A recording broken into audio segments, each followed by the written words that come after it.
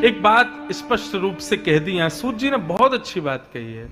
वो कहते हैं हमारे द्वारा किए गए जितने भी पुण्य हैं, हमारे द्वारा किए गए जितने भी व्रत अनुष्ठान हैं, हमारे द्वारा किए गए जितनी भी तीर्थ यात्राएं हैं, हमारे द्वारा किए गए जितने भी धर्म की क्रियाएं हैं, ये सब ठाकुर जी ने स्वीकार कर ली हैं। हमारे पास इसका क्या प्रमाण है? कोई रसीद तो देते नहीं ठाकुर जी। कितनी बार वृंदावन गए थे?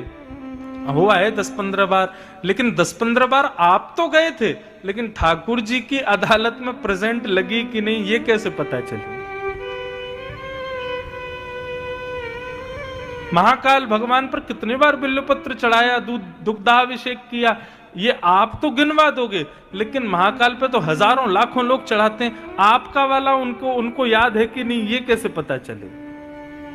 कहने की सीधा अभिप्राय इतना है, हमारे द्वारा किए गए धर्म कर्म की क्रियाएं ठाकुर जी स्वीकार करते हैं, ये हमको कैसे पता चले? इसका प्रमाण क्या है?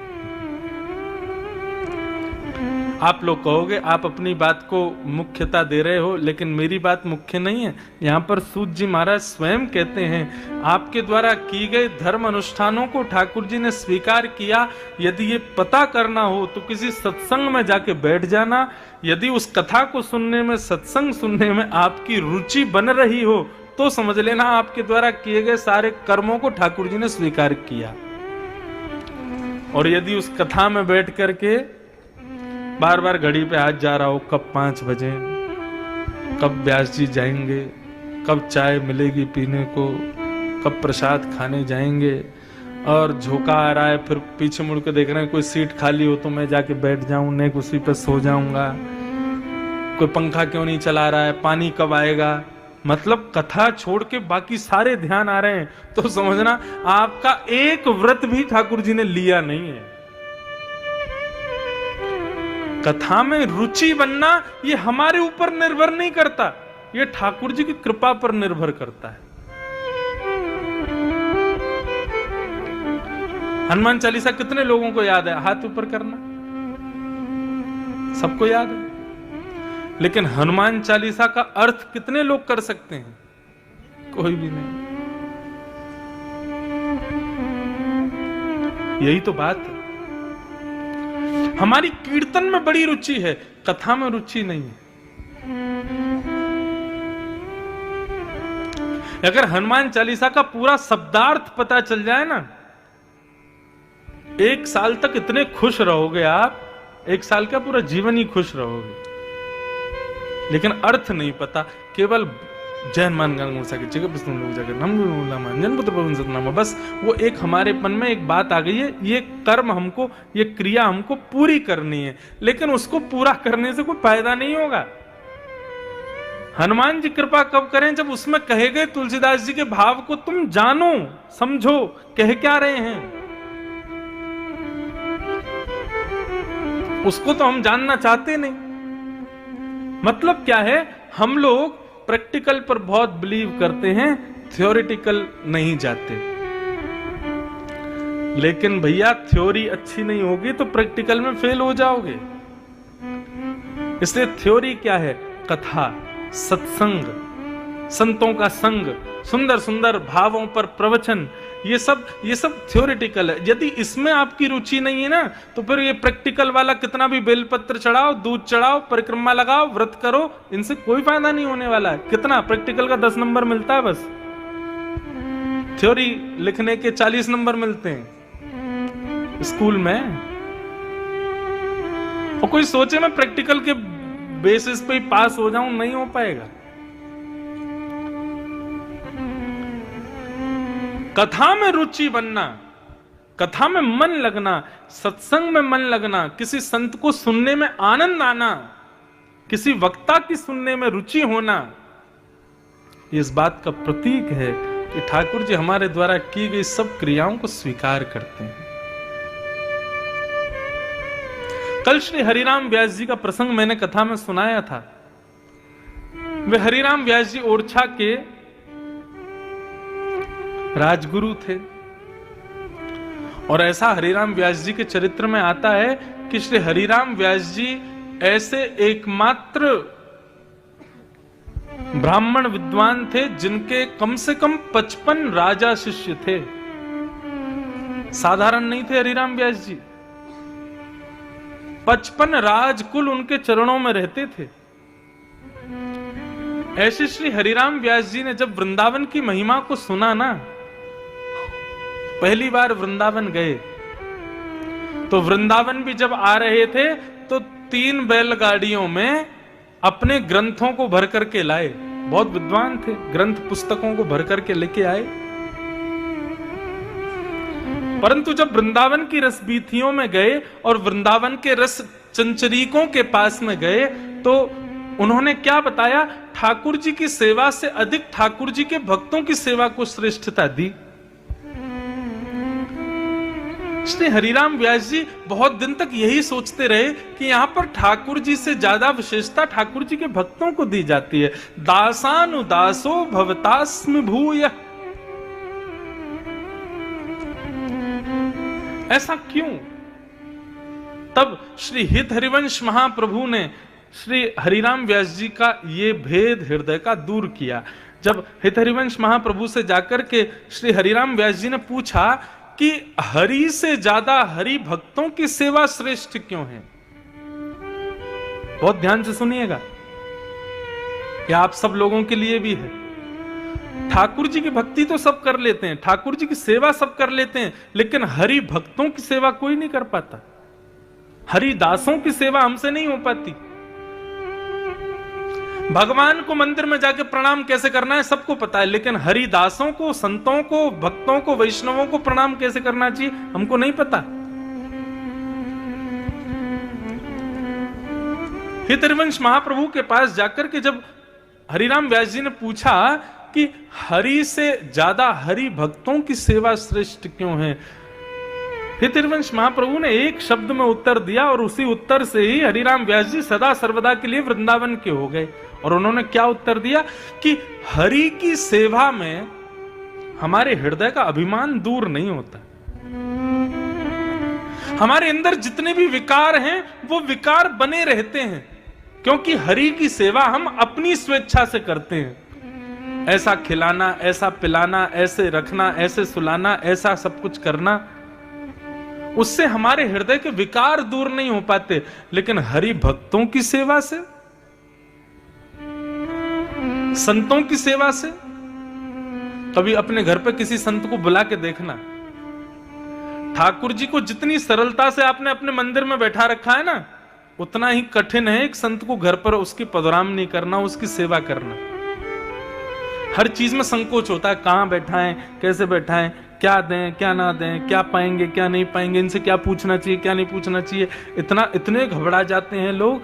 तो इससे ये बात सिद्ध होती है कि हरि की सेवा से हमारे हृदय के विकार फिर भी बने रहते हैं, लेकिन हरि दासों की सेवा से विकार नष्ट होते हैं। इसलिए हरिदासों की सेवा श्रेष्ठ है।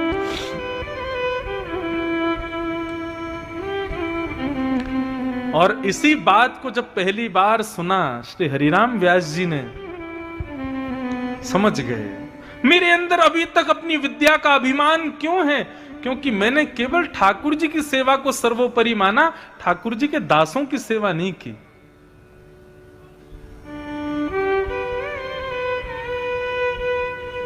और उसी समय श्री हरिराम व्यास जी गए और अपनी तीनों बैलगाड़ियों में भर के जो वो ग्रंथ लेके गए थे सब यमुना जी में प्रवाहित कर दिया। किसी ने पूछा ये क्या कर रहे हो? बोले कि अब मेरे हृदय को ज्ञान प्राप्त हो गया। आज तक इन पुस्तकों में खोज रहा था, लेकिन आज एक संत के, एक हरि भक्त के चरणों में जाकर के मुझे वो ज्ञान प्राप्त हुआ।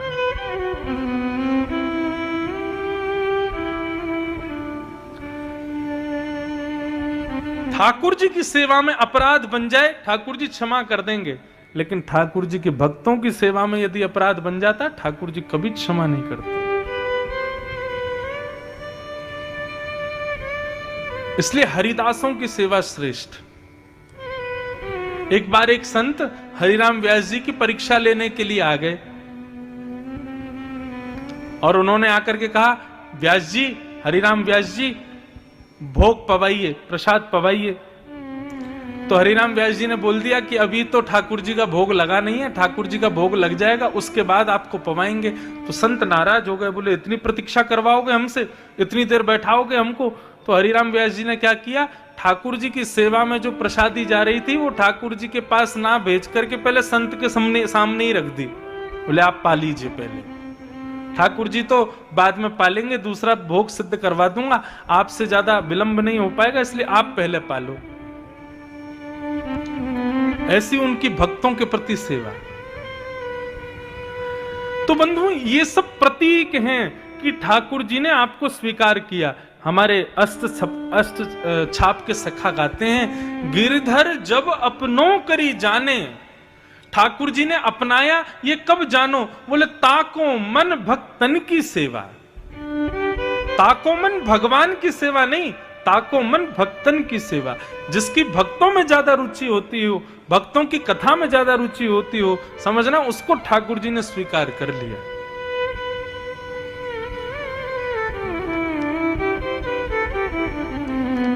संत चरण रज सदा लुभाने, गिरधर जब अपनों करी जाने।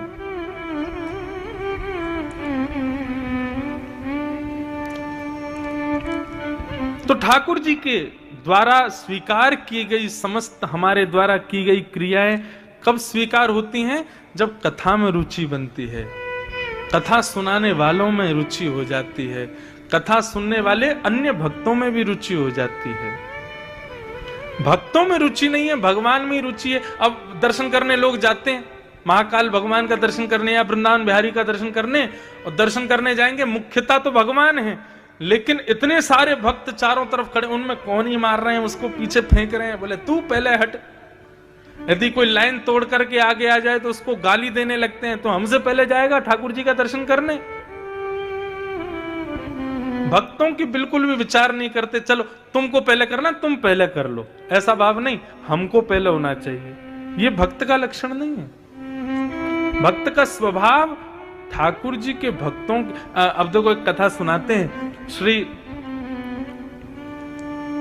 नामदेव जी महाराज, तुकाराम जी महाराज पंडरीनाथ भगवान के अनन्य उपासी, पंडरीनाथ भगवान का दर्शन करने जा रहे थे। तो दर्शन करने के लिए जब जा रहे थे तो देखा बड़ी भीड़ लगी है मंदिर में, तो बाहर उन्होंने अपनी चरण पादुका उतार दी, पदत्राण उतार दिए। अब चरण पादुका उतार करके जैसे ही लाइन में लगे दर्शन की में, तो बार बार उनकी दृष्टि जावे, मेरी चप्पल कोई ले तो नहीं जाएगा, मेरी पादुका कोई उठा तो नहीं ले जाएगा, अरे मेरी चप्पल ठीक है कि नहीं है। उनके मन में भाव आया, बोले अरे तुकाराम तू दर्शन करने जा रहा है विट्ठल भगवान का और मन में आ रही है चप्पल। तुकाराम जी लाइन तोड़ करके बाहर आ गए और आकर के अपना पटका खोला, पटका में चप्पल रखी और गांठ बांध के अपनी कमर से बांध ली। बोले पहन के नहीं जा सकते, कमर से बांध के तो जा सकता हूं। तुकाराम जी का भाव क्या था कि जब मेरा विट्ठल मेरे सामने हो, जब मेरे नाथ मेरे सामने हो, उस समय यदि चप्पल का ध्यान मुझे आ गया ना, तो मेरी दर्शन में व्यवधान आ जाएगा। तो कहीं ये चप्पल व्यवधान का कारण ना बन जाए, तो अपनी कमर पे बांध ली और तुकाराम जी चले गए मंदिर में भीतर। अब मंदिर में खड़े थे, सब लोग कीर्तन कर रहे थे, जय जय राम कृष्ण हरि। तभी एक की नजर पड़ गई कि तुकाराम जी ने कमर पे चप्पल बांध रखी। उसने एक को बताई, एक ने दो को बताई, देखते देखते पूरे मंदिर में हल्ला होने लगा, अरे चप्पल कौन लाया, चप्पल कौन लाया। इतने में तुकाराम जी बोले भैया चप्पल पहन के नहीं आया हूं, बांध के लाया हूं। बोले अरे मूर्ख धूर्त, तू चप्पल भीतर लेके आ गया। तुकाराम जी बोले मेरी बात तो सुनो, मैं क्यों लेके आया हूं, मेरी बात तो सुन लो। किसी ने नहीं सुनी, सब चढ़ गए और महाराज हाथापाई करने लगे और करते करते तुकाराम जी को मंदिर से बाहर कर दिया। बोले तू दर्शन का अधिकारी नहीं है, चप्पल लेके भीतर आया। तुकाराम जी मंदिर के दूसरे कोने में जाकर के बैठ गए और बैठ करके बोले हे विट्ठल, मेरा मन का भाव आपके मंदिर की मर्यादा तोड़ना नहीं था। मुझे ऐसा भी नहीं कि चप्पल के प्रति मेरी बहुत आसक्ति है, मेरा मन ही दूषित है कि मैं मंदिर में जा रहा था तो बार बार चप्पल की स्मृति हो रही थी, तो मैंने तो केवल इसलिए यह किया था कि आपका दर्शन करने जब मैं सामने आपके खड़ा हूं उस समय मेरी चप्पल का स्मृति मेरे अंदर ना आ जाए, इसलिए मैंने कमर से बांध ली थी। हे नाथ, यदि मुझसे अपराध हुआ हो तो क्षमा कर देना। हमेशा के लिए प्रतिबंध कर दिया कि आज के बाद तुम कभी विट्ठल भगवान के दर्शन नहीं कर पाओगे। तुकाराम जी रोने लगे और विट्ठल विट्ठल विट्ठल कहकर के जैसे ही रुदन किया, स्थिति ये हुई, सामने दर्शनार्थी खड़े थे, लाखों की तादाद में भीड़ खड़ी थी, लेकिन पंडरीनाथ भगवान ने अपना मुख उस तरफ मोड़ लिया जहां तुकाराम जी बैठे थे। अपना मुख ही मोड़ लिया, मंदिर का द्वार ही मोड़ दिया।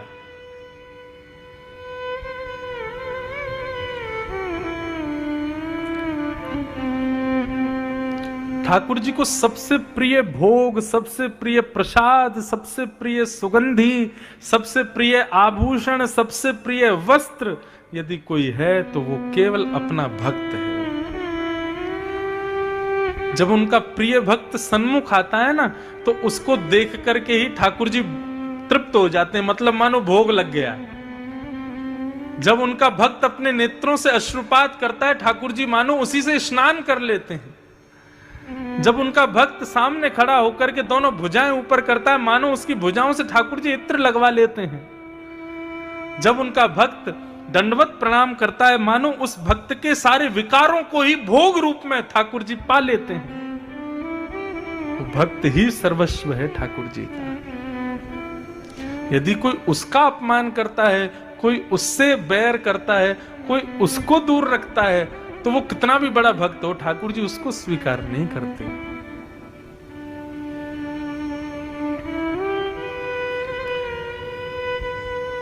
अब ये पद गाने से मैं रुक नहीं पा रहा हूं, गा ही देता हूं।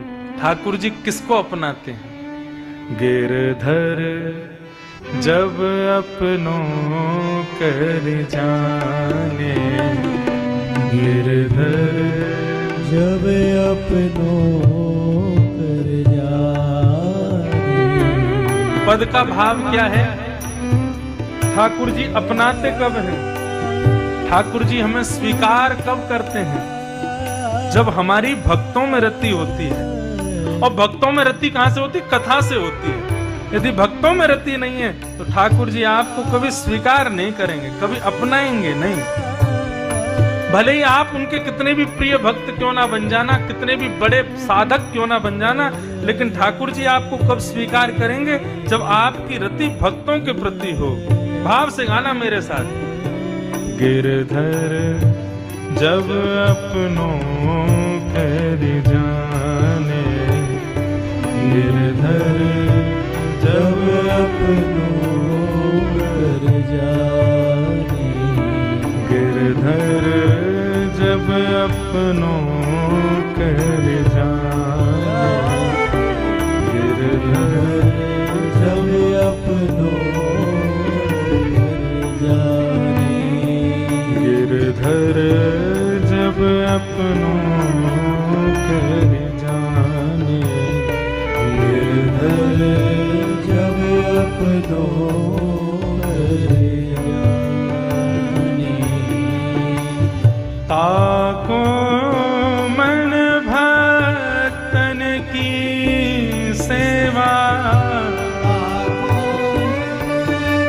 भक्तन की सेवा, ताको मन भक्तन की सेवा, ताको मन भक्तन की सेवा, भक्त चरण रज सदा लुभाने, भक्त चरण सदा लुभाने, भक्त चरण रज सदा लुभाने, भक्त चरण रज सदा लुभाने, गिरधर जब अपनों कर जाने, गिरधर जब अपनों कर जाने,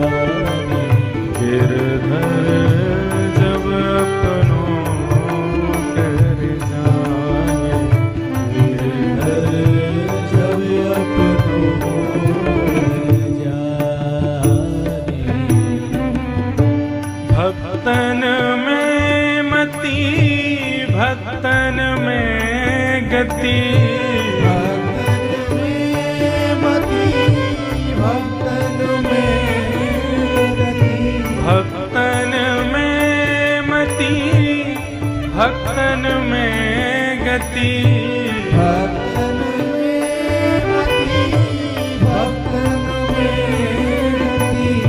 हरिजन संगे हरि उर आने, हरिजन संगे हरि उर आने।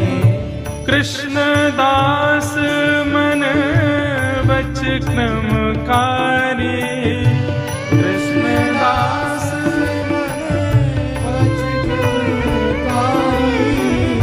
कृष्ण दास मन वच क्रमकारी, कृष्णदास मन वच क्रमकारी।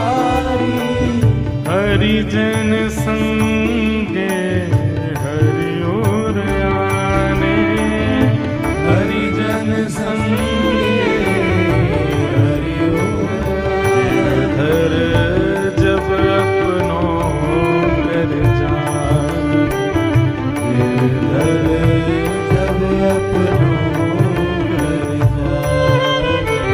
गिरधर जब अपनों कर जाने, जब अपनों कर जब अपनों जब अपनों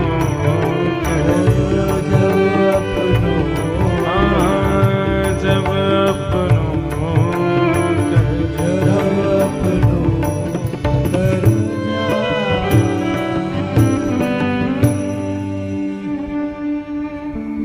भक्तन में मति भक्तन में गति, हरिजन संगे हरि उर आने। जिसकी भक्तों की सेवा में बड़ी निष्ठा हो, ठाकुर जी का वो अति प्रिय है। एक वृंदावन में एक महात्मा आए, अपने गुरुजी को प्रणाम किया तो गुरुजी ने उनसे कहा कि एक तुम एक काम करो, यमुना जी में स्नान करना, ब्रजरज को अपने तन पर लपेट लेना और फिर गुरु मंत्र का जाप करके नेत्र बंद करना, तुमको श्यामा श्याम के दर्शन होंगे।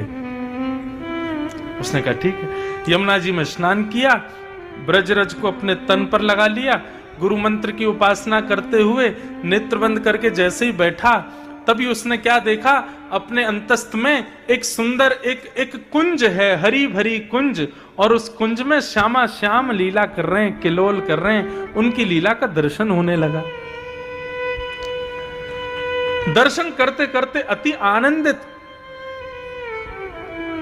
तभी वो अनुभव करता है कि श्यामा श्याम जो उसके अंतस्थ में दिखाई दे रहे हैं, वो एक लीला करते हैं जिस लीला से उस भक्त को थोड़ी हंसी आने लगती है, थोड़ा आनंद आने लगता है। बहुत सावधानी से सुनिएगा। अब जिस समय उसको हंसी आती है, उसी समय सामने से एक ब्रजवासी वो जा रहा होता है और वो विकलांग होता है, एक पैर नहीं होता उसका। अब वो व्यक्ति हंस तो रहा था ठाकुर जी की लीला देख करके, लेकिन उस विकलांग ब्रजवासी को लगा ये मेरे ऊपर हंस रहा है, ये मेरी चाल पर हंस रहा है। और स्थिति क्या हुई, जैसे उसके हृदय में आया कि ये मेरी चाल पर हंस रहा है, ऐसी भावना आते ही उसके हृदय से ठाकुर जी अंतर ध्यान हो गए। उसके हृदय से ठाकुर जी चले गए। अब वो बार बार आंख बंद करके देखे, बोले इतनी सुंदर लीला हो रही थी, इतना आनंद आ रहा था, श्यामा श्याम आपस में दोनों लीला कर रहे थे, बड़ी प्रसन्नता हो रही थी, अचानक से अंतर ध्यान क्यों हो गए? नहीं समझ पाया। उसने फिर से जमुना स्नान किया, फिर ब्रजरज को तन से लगाया, गुरु मंत्र की माला जप करके फिर नेत्र बंद किए। कुंज तो दिख रहा है, आवाज तो ठाकुर जी की आ रही है, किशोरी जी हंस रही हैं, श्याम सुंदर लीला कर रहे हैं, ये सब अनुभव तो हो रहा है, लेकिन ठाकुर जी दिख नहीं रहे।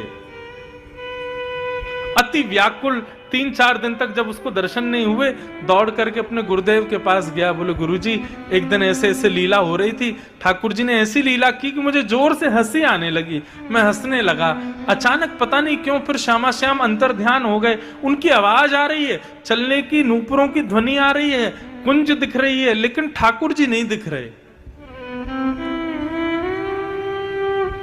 गुरुदेव मुस्कुराए और बोले, तुमसे कोई भक्त अपराध तो नहीं हुआ? बोला, नहीं भगवान, मैं क्यों अपराध करूंगा? मैं तो अपने सामान्य भाव से केवल स्नान करके ब्रजरज लगा करके केवल ठाकुर जी का स्मरण कर रहा था, इसमें भक्त अपराध क्या? बोले, जब तुम हंस रहे थे, हंस करके तुमने जब नेत्र खोले तो आसपास कोई था क्या? उसने बताया, बोले कि हाँ, एक व्यक्ति था, लेकिन थोड़ा दूरी पर था, एक विकलांग था, वो जा रहा था, शायद ब्रजवासी था। गुरुदेव समझ गए। बोले, बेटा, तुम हंस रहे थे ठाकुर जी की लीला देख करके, लेकिन उसको लगा तुम उसकी दुर्बलता पे हंस रहे हो, और इसी भक्त अपराध की वजह से ठाकुर जी तुम्हारे हृदय को छोड़ के चले गए। अब आप विचार करो, जानबूझ के भक्त अपराध करने का तो जाने क्या ही फल देंगे ठाकुर जी, बिना जानबूझ के किया तो ठाकुर जी ने हृदय छोड़ दिया उसका। चरणों में गिर गए, बोले, भगवान, अब मैं क्या करूं? कब आएंगे ठाकुर जी मेरे हृदय में पुनः? महात्मा ने बताया, बेटा, बहुत लंबा अब कार्य तुझको करना पड़ेगा। बोले, क्या? बोले, 1 महीना पर्यंत वृंदावन की परिक्रमा में बैठ करके जितने लोग वहां से गुजरे सबसे प्रणाम करके सबसे क्षमा मांगना, चाहे कोई भी हो। वृंदावन की परिक्रमा दे रहा हो कोई भी व्यक्ति, भक्त यहां से निकले तुम्हारे सामने से, उसको प्रणाम करना, कान पकड़ के क्षमा मांगना कि मुझे क्षमा कर दो। जब इस प्रकार 1 महीना पर्यंत तुम समस्त ब्रजवासियों से क्षमा मांगोगे, तब ठाकुर जी तुम्हारे हृदय में आएंगे। आप ठाकुर जी का भोग लगा रहे हो, नमक मिर्च दाल में ज्यादा पड़ गई, ठाकुर जी उसको सहन कर लेंगे। आप ठाकुर जी का श्रृंगार करते समय यदि ठाकुर जी तुम्हारे हाथ से गिर जाए, नीचे बेचारे इनके सिर में लग जाए, ठाकुर जी उसको भी स्वीकार कर लेंगे। भरी ठंडी में ठंडे पानी में से नहला दोगे, ठाकुर जी स्वीकार कर लेंगे।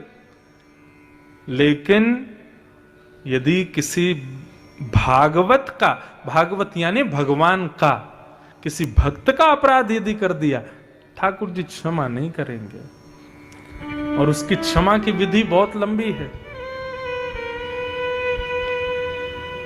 इसलिए बंधुओं, ठाकुर जी ने तुमको स्वीकार किया है, ये कब जानो?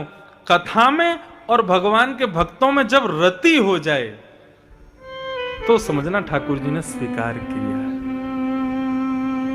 कई लोग बोलते हैं ना मेरे पास आके, महाराज जी, हम ना हर महीने सालासर जी जाते हैं, महाराज जी हर 2 महीने में गिरिराज जी परिक्रमा लगाने जाता हूं, महाराज जी मैं हर साल बद्रीनाथ जाता हूं, महाराज जी मैं हर साल 4 धाम करके आता हूं। मुझे ज्यादा प्रशंसा नहीं होती, लेकिन कोई कहता है ना, महाराज जी हर महीने मेरे यहाँ कोई भगवान के दिव्य भक्त आते हैं, संत आते हैं, आके प्रसाद पाते हैं, मेरे यहाँ की सेवा देख के प्रसन्न होते हैं, मुझे बड़ी प्रसन्नता होती है।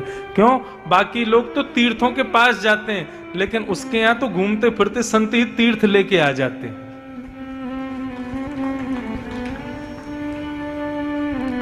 भक्तों की सेवा और कथा श्रवण, ये 2 रुचि यदि आपके अंदर हैं तो समझना ठाकुर जी ने आपको स्वीकार किया है।